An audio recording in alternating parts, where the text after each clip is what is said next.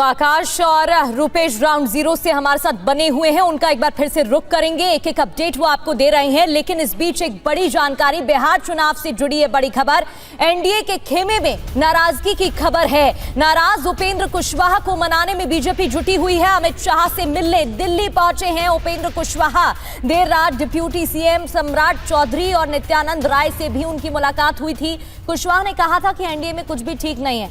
इससे पहले उनके कई ट्वीट, शायरी अंदाज वाले ट्वीट सामने आ चुके हैं, जहां वो अपनी नाराजगी जाहिर कर चुके हैं और उनका ये बयान भी सामने आया। सुनिए। क्या उपेंद्र कुशवाहा के साथ साजिश हो रहा है? देखिए, क्वालिटी ऑफ सीट नहीं मिला है।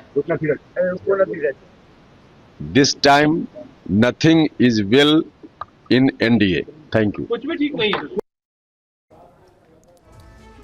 तो कुछ भी हेल्दी नहीं है, ये उपेंद्र कुशवाहा की तरफ से कहा गया था। लेकिन वो नाराज क्यों हैं और इतनी इंपॉर्टेंस क्यों है? क्योंकि कुशवाहा करीब 4% आबादी बिहार में है, उनको मनाना भी एनडीए के लिए बहुत जरूरी है। उपेंद्र कुशवाहा नाराज क्यों हैं? आरएलएम को सीट बंटवारे में 6 सीटें मिली हैं और भी सीटें उनको चाहिए थी। 6 सीट पर आरएलएम ने उम्मीदवार तय किए हैं, लेकिन इसके अलावा मंगलवार को 2 सीटें कम मिलने की सूचना मिली थी। उन्हें 2 सीटें और ज्यादा चाहिए थी, जिसको लेकर नाराजगी जाहिर कर चुके हैं उपेंद्र कुशवाहा। इसके अलावा दिनारा सीट को जेडीयू के खाते में दे दी गई। 2 सीट बदलने से कार्यकर्ताओं में गलत संदेश गया है। चिराग की महुआ सीट बेटे के लिए चाहते थे, जो कि एलजेपीआर को दे दी गई। इस बात से भी नाराजगी। दिनारा सीट जेडीयू को मिली, आरएलएम का दावा है और इन सीटों को लेकर, इन तमाम बातों को लेकर नाराजगी है। आमोद राय हमारे पॉलिटिकल एडिटर हमारे साथ जुड़ गए हैं। आमोद, नाराजगी खत्म कैसे होगी, ये बड़ा सवाल है, क्योंकि कुशवाहा आबादी वोट बैंक को साधना भी बहुत इंपॉर्टेंट है। 2020 में क्या हुआ था वो भी हमने देखा था। अब इसको किस तरीके से साधा जाएगा, क्योंकि अगर ये बातचीत होती है तो इसका प्रभाव चिराग पासवान की पार्टी पर भी पड़ सकता है। तो कैसे मैनेज कंट्रोल किया जाएगा? देखिए, मैनेज कंट्रोल करने की कोशिश बीजेपी की तरफ से किया जा रहा है। और आपने जैसा बताया कि बिहार की राजनीति में कुशवाहा इम्पोर्टेंट फैक्टर है, क्योंकि कुशवाहा जो मतदाता है, तकरीबन 4.5 से 5% जिसकी मत प्रतिशत है, उसको नज़रअंदाज नहीं कर सकती बीजेपी। और इसलिए बीजेपी उनकी अहमियत को समझती है, लिहाजा उनको दिल्ली बुलाया गया है। मैं इस वक्त खड़ा हूँ गृह मंत्री अमित शाह के घर पे। अभी थोड़ी देर बाद उपेंद्र कुशवाहा यहाँ आएंगे और उनकी बैठक होगी। जैसा कि आपने बताया, 2 सीटों को लेकर ज़्यादा दिक्कतें हैं। उसमें दिनारा और महुआ की सीट है। दिनारा जो जेडीयू को चला गया है और महुआ जो चिराग पासवान की पार्टी एलजेपी रामविलास को जा रहा है, इसको लेकर उपेंद्र कुशवाहा नाराज हैं। और उपेंद्र कुशवाहा को पहले इन दोनों सीटों को देने का आश्वासन दिया जा चुका था और साफ तौर पर उनको बताया जा चुका था कि 6 सीटें आपको दी जा रही हैं। अब सीटों की अदला बदली से उनको काफ़ी दिक्कत हो रही है। खास करके जो महुआ की सीट है, वहाँ से वो अपने बेटे को चुनाव लड़ाना चाहते थे। 3-4 दिन पहले से वहाँ के कार्यकर्ताओं से उनकी बातचीत शुरू हो चुकी थी। उपेंद्र कुशवाहा खुद महुआ गए थे और वहाँ जाकर कार्यकर्ताओं से मिल चुके थे।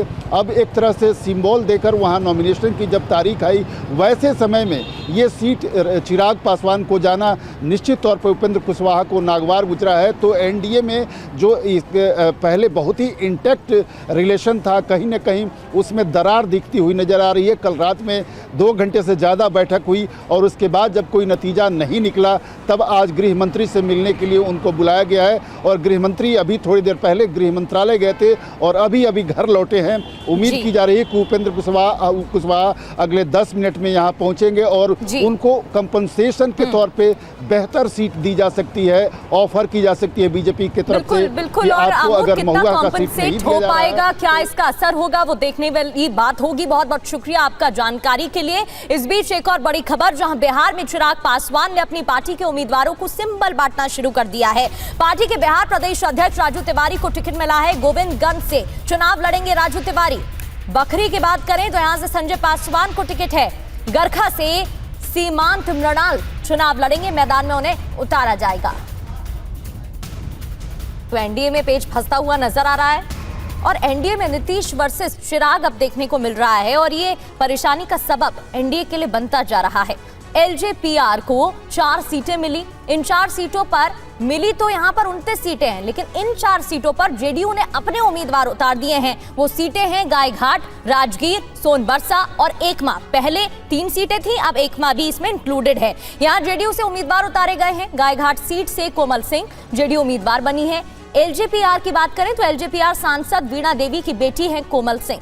राजगीर सीट से जेडीयू ने कौशल किशोर को सिंबल दिया है। सोनबरसा से जेडीयू ने रत्नेश सदा को उम्मीदवार बताया है। ये जेडीयू की सीटें रही हैं। इसके अलावा एकमा से जेडीयू ने धूमल सिंह को उम्मीदवार बनाया है। अब चिराग क्या करेंगे, ये बड़ा सवाल है। 4 सीटों पर जेडीयू और एलजेपीआर में फ्रेंडली फाइट होगी क्या? एलजेपीआर को 4 सीटों के बदले दूसरी सीटें दी जाएंगी?